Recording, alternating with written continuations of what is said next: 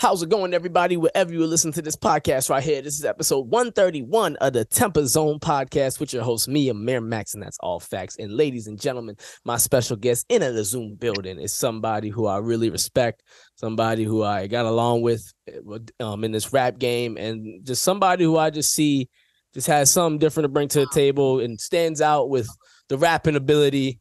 Some things I see where I just don't see other people do, and I've witnessed it live firsthand, so I can really tell you, like, I mean this shit when I say it, ladies and gentlemen. I got T.Y.TheRighteous in the Zoom building. Yo, what's going on, man? In the life, same shit, different day, bigger shovel or smaller shovel.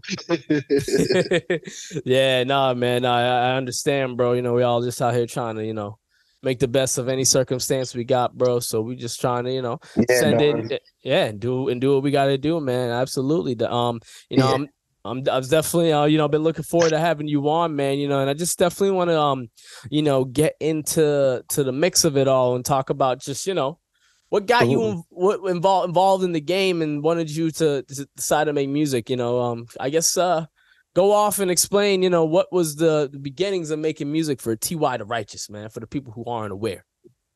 Honestly, so like for those who don't know, I was born in Lawrence, but I was raised in Boston.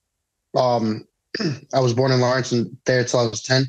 So I remember being like a little ass kid in Lawrence and shit like that. And like my mom would bring me over to like my father's house or some shit, or she would have my aunt take me, and my aunt would bring me around her peoples and stuff. And my father and like my aunt are all like, they're Puerto Rican. I'm Puerto Rican from my father, and the music has always been involved in my life, probably since while I was in the womb, dog. And I just remember one of my first memories being If I Ruled the World by Nas's music video. And just, I remember like little snippets as a child seeing it. Like there's that one part where he's like crouched down and posed. And like, there's another part where you see that red slinky that's constantly going through the video. I saw the red slinky. It was that, but also, Noriega's Super Thug was like one of the first songs I remember like liking as a kid. I must have been like no older than 5. And I just remember as a kid saying, I'm going to be a rapper. I'm going to be a famous rapper. I'm going to be a rapper. And then as I got older, I started listening to more underground hip hop and not mainstream hip hop. I remember like listening to all that stuff and like Atmosphere, and specifically Slug from Atmosphere. And like you had Brother Ali, all these people who like took influence on my style and stuff. And, as soon as I found Wu-Tang Clan when I was a teenager, I was instantly in love. And you can really tell like that's where I get a lot of my influence from. And then I came across Rock Marciano as an adult. He's now my favorite rapper of all time. But no, it was like the best rapper alive. But that's we can get into that later. Around 14 to 16 is really like where I started getting more heavy into hip hop, and where I started picking up a pad and started writing. And at this time, you have like Young Money is like top of the world at the time, because like I'm 14 in 2008. You know what I'm saying? So like Young Money, Lil Wayne, Can't Be Touched, Drake just came out and shit like that. Like it's just crazy. We're just hearing about Drizzy Drake, and that shit really like took like a heavy precedence, especially where Lil Wayne specifically was so punchline heavy, where it inspired like people like me to go ahead and make punchlines. And then before I ever actually wrote down a lyric, I would just heavily freestyle. But that's also where I jumped into battle rap, like when battle rap was still done with beats and stuff like that.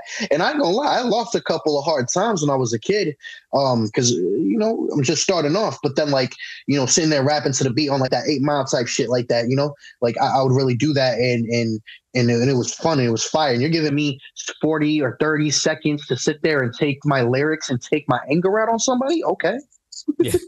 Yeah. I'm gonna send this. I'm gonna seize the moment with this. Yeah.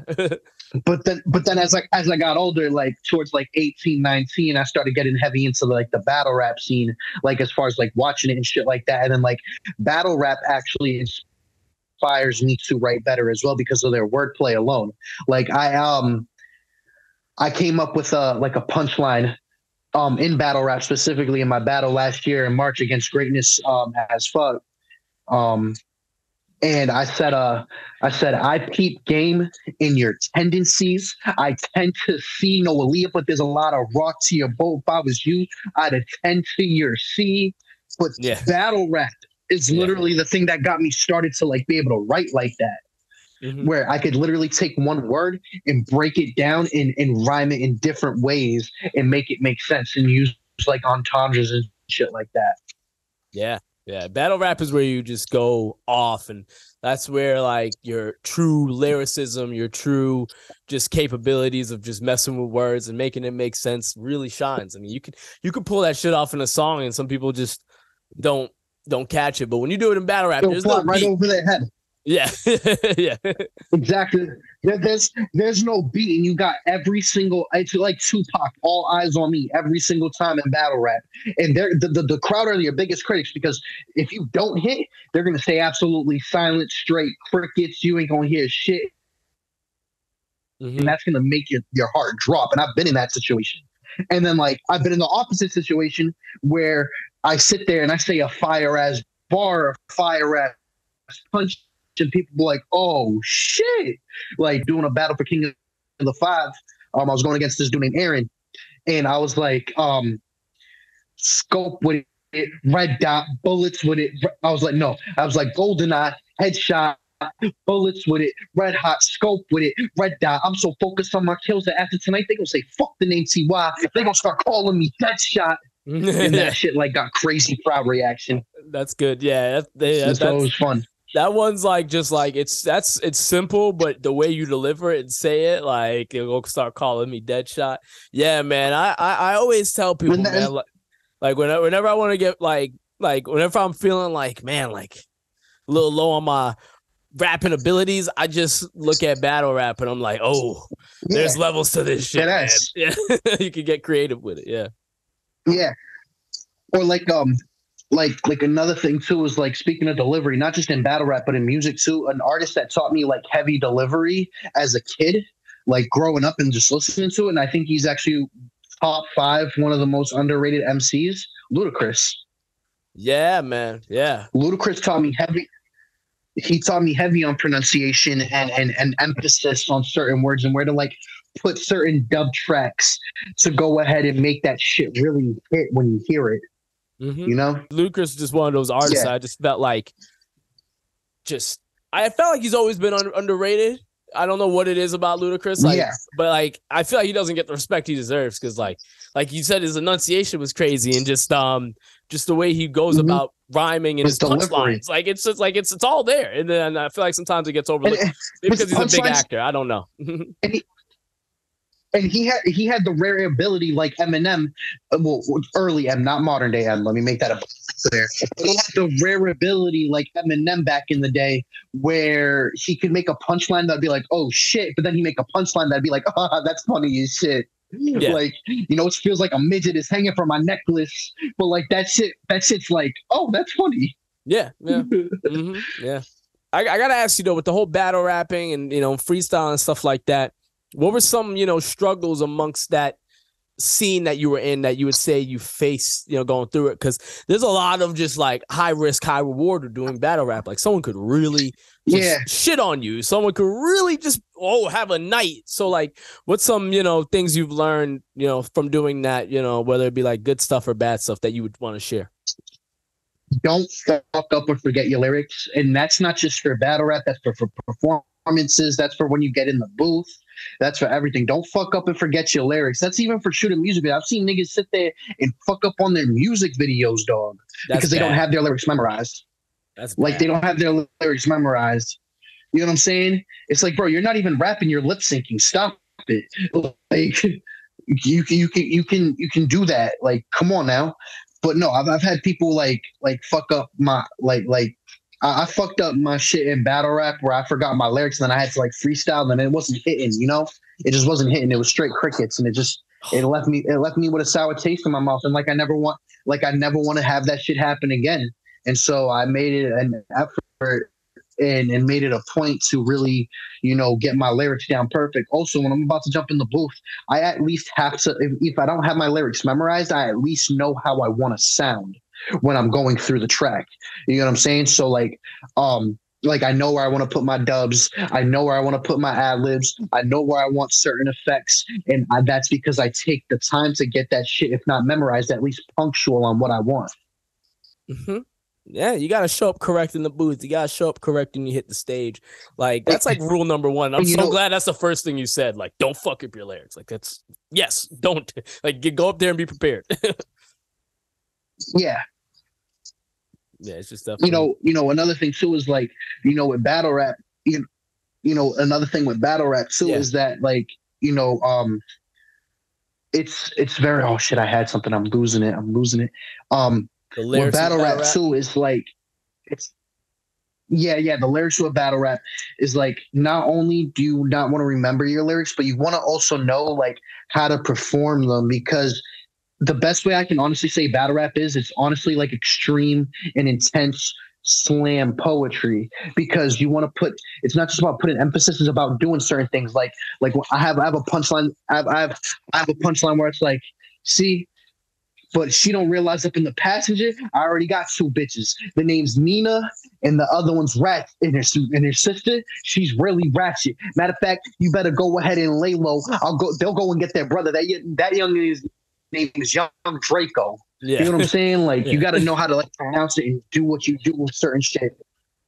Or like, because Tay-Rock is a perfect example when he was battling Hollow of the Dawn, and he's like, oh, excuse me. And he's like, and I'll grab you by your neck and I'll give you another cut and another cut and another cut. It looked like the CFO won't work and I'm trying to buckle up. Because he's going like this, and you remember that trying to buckle. Like, that shit was just crazy. That shit was one of the most intense reactions I've ever seen in battle rap.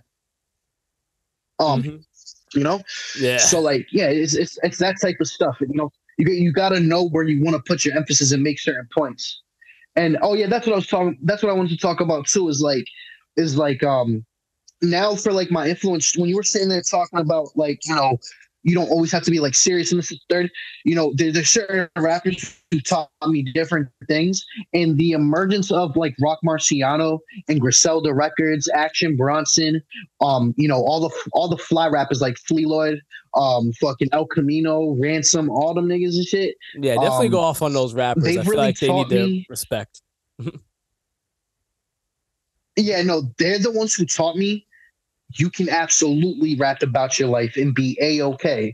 And as long as you aren't thinking the funk and you're spitting the real shit that you spit, people are going to respect you no matter what.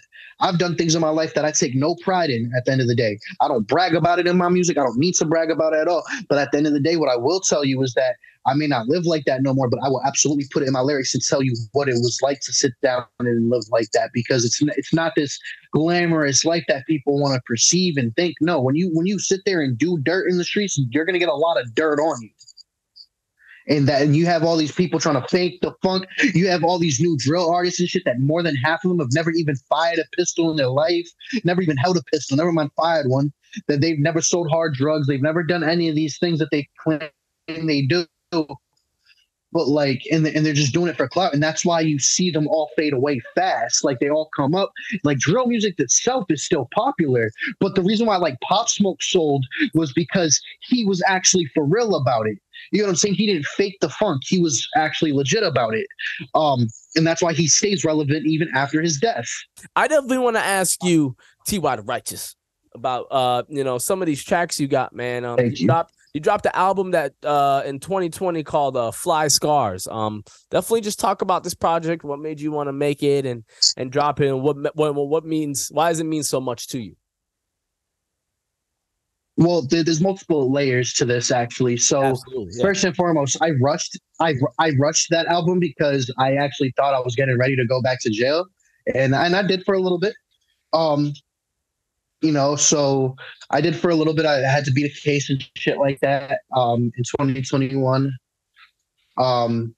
So I rushed the album or whatever. But Fly Scars, there was if you listen to the album, whatever, the introduction, I talk about how I'm getting ready to go back to jail and shit like that. Yeah. Also, there was this aspect too, is that some people know. And when I had my other Facebook before I got before it got hacked and I got locked out of it and shit, um, I was actually in a very bad car accident in 2018.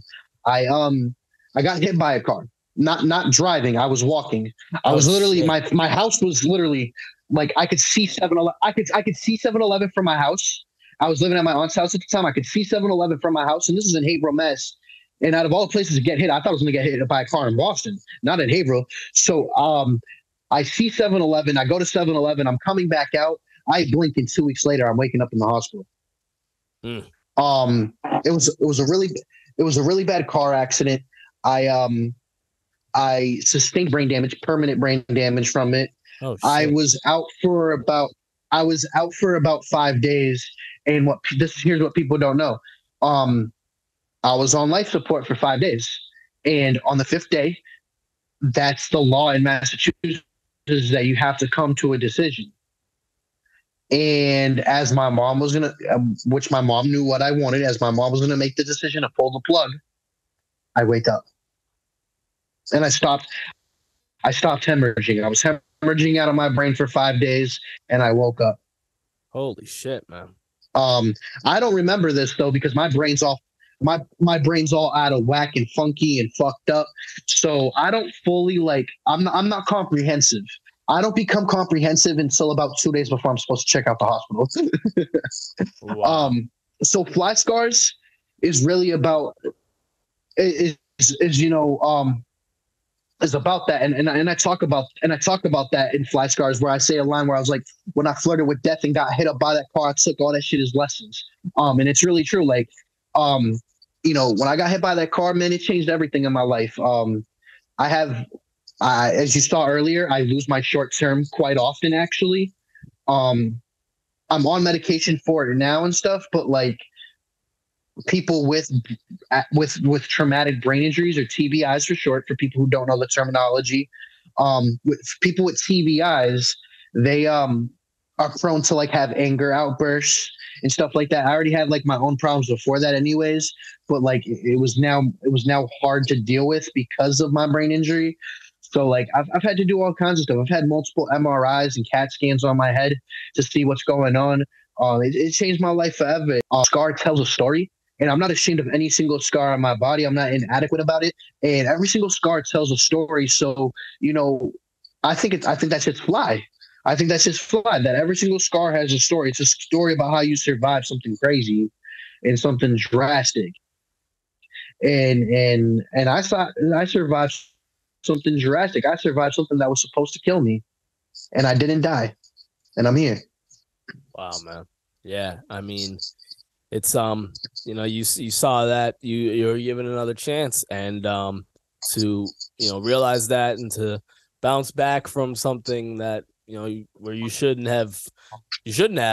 I mean, you definitely have to just say to yourself, like, oh man, like, how do I make sure to bounce back and strengthen myself and take advantage of the opportunity I have to keep shit going, you know what I mean? And honestly, man, I really feel like that's probably why you go so hard with your rapping and you rap the way you do and you take it as severe as you do, because it's like, shit, man, like I had that happen to me.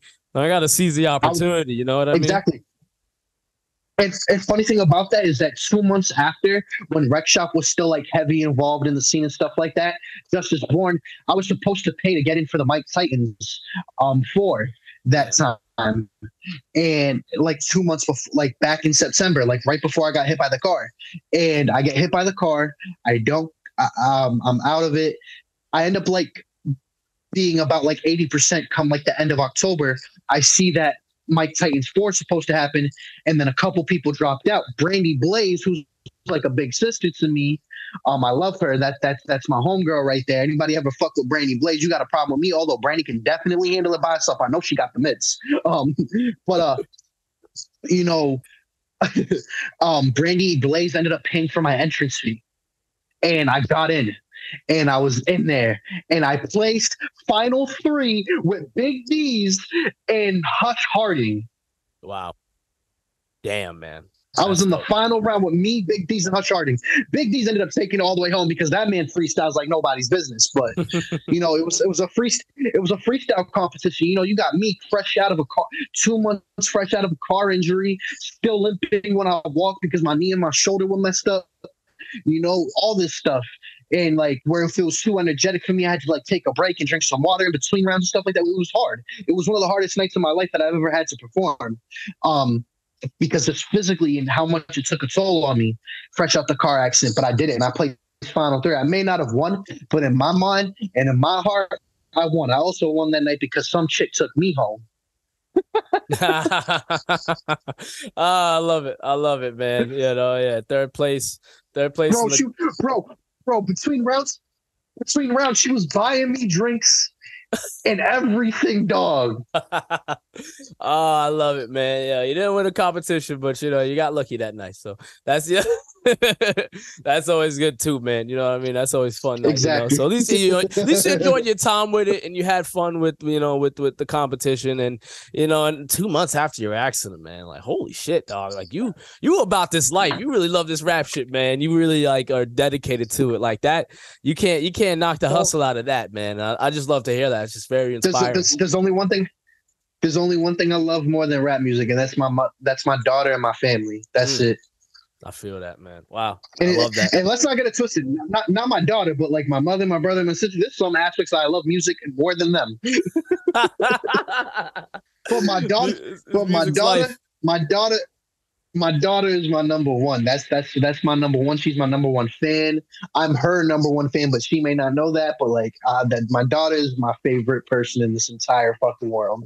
I love it, man. I just got done speaking to her a little while. She normally calls me around this time. That's why I was nervous about the interview, but she actually called me around like 5:30 tonight. Oh wow, look at that. Wow. That's awesome, man. Yeah. I love that response right there, man, and just, you know, showing you know, your dedications and where your priorities man. I love to hear it, man. You know, I definitely want to ask you what you got next cooking up, dog. You know, what's in the works for T.Y.TheRighteous that we can expect coming soon? So I do have some singles on all streaming platforms minus SoundCloud. I'm working on my third studio album. Technically my sophomore project, technically.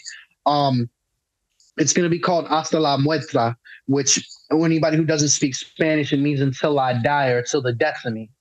And that's because exactly as you said, I'm really about this shit and everything that to be righteous doesn't have to have a religious connotation next to it. To be righteous just means you stand firm in your beliefs, in your path, in your system that you've built for yourself, and that you stick to your word no matter what.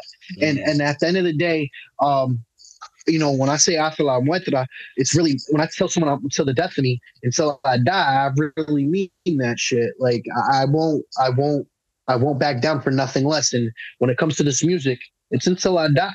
It's until I die. Yeah, I feel that shit, man. I think throughout this interview, you've damn sure let it be known your dedication and your passion towards this shit, man. And I just think, I don't gotta tell you, but you're gonna keep coming at they next with it, dog. You know what I mean? Like I really feel that wholeheartedly. Yeah, man. I love to see it, dog. And I knew when we were setting up this podcast, I was like, man, having T.Y.TheRighteous song is gonna be dope. Because I just when I saw you freestyle that night, man, I was like, yeah, this dude's different. This is some different shit. Yeah, man. I definitely I'm definitely happy to have you on today's episode here, dog. This week's episode. I definitely want to ask you before we get out of here, man. With all the experience you got and everything you've been through, what's some advice or tips you'd give to any rappers who are trying to rap on that high level rapping? What's some advice that you would give to those who want to rap like that, and go hard with it? Well, first and foremost, surround yourself with people who are better than you. Mm-hmm. That's first and foremost. You cannot become better until you put yourself in situations that force you to elevate. That's first. Second, don't ever be afraid of criticism. It's not nobody hating on you. They're just trying to keep it real with you. Mm-hmm. Third, you know how you get to Carnegie Hall? Practice, practice, practice, practice, practice. Mm. At the end of the day, you should be writing 10,000 times over 10,000 times to perfect your craft. Even if it's only one punchline in a day, just write something. Like, I'll never forget that part in 8 Mile where Eminem's taking the bus. It's like very much in the beginning, like he's taking the bus and he just pulls out this pad and it just has a bunch of lines just scribbled around on it and shit. Even if you have to do something like that, it doesn't matter. Just perfect your craft and write every single fucking day. If you're not good at freestyling either, you know what I say to that? Be like Nike, just fucking do it. Put on a beat and just fucking freestyle. You're only gonna get better if you practice. Yeah. It's like learning math. You got to keep up with it. It's like learning a language. You got to keep up with it. It's all connected. Yes, this is a very talented, atmosphere, but hard work will always persevere over talent. Honestly, yeah, I know some people who don't work hard who are very talented, and it's like they're not going to do nothing. Like, just putting it bluntly, I've seen it a lot. Exactly. I've seen it very often. The people who do work hard, they get more opportunities, and even if they're not as good as the rappers who are talented, it's just how it goes, man. Yeah. I got the next 8 years of school because I'm good at arguing. I want to become a criminal defense lawyer. Like, but I'm doing it because I got to work hard for it because I know that's what I want to do. I mean, for Christ's sake, when I get my bachelor's, I can be a paralegal. I mean, I can be a paralegal right now, but when I get my bachelor's, I can be a paralegal making 6 figures off rip until I finish my law degree. Yeah, man. I mean, you got it. Yeah, it's just, it all comes with hard work, man. Ain't nothing worth it comes easy. You know what I'm saying? And I'm a firm believer in that. Amen to that. Everything worth having doesn't come easy. Yeah, boom. There you go. Yeah, well, a lot better worded right there. T.Y.TheRighteous, thank you very much for being on TempahZone podcast. What can you plug for the people before we wrap this one up? Thank you for having me. So y'all can follow me on Instagram and TikTok at T_Y_TheRighteous, and then on Twitter at TY_TheRighteous. And the last thing I'll say is, even if it's your own family, follow your fucking dreams and do what's going to make you happy. As long as it's not crack. Yeah. I love that message right there, man. We're going in on that note, man. Thank you very much for being on this week's episode, dog. I really appreciate it, man. Ladies and gentlemen, that's another episode of TempahZone podcast. Make sure you tune in next week for another episode. All right, y'all? Hey. Peace out.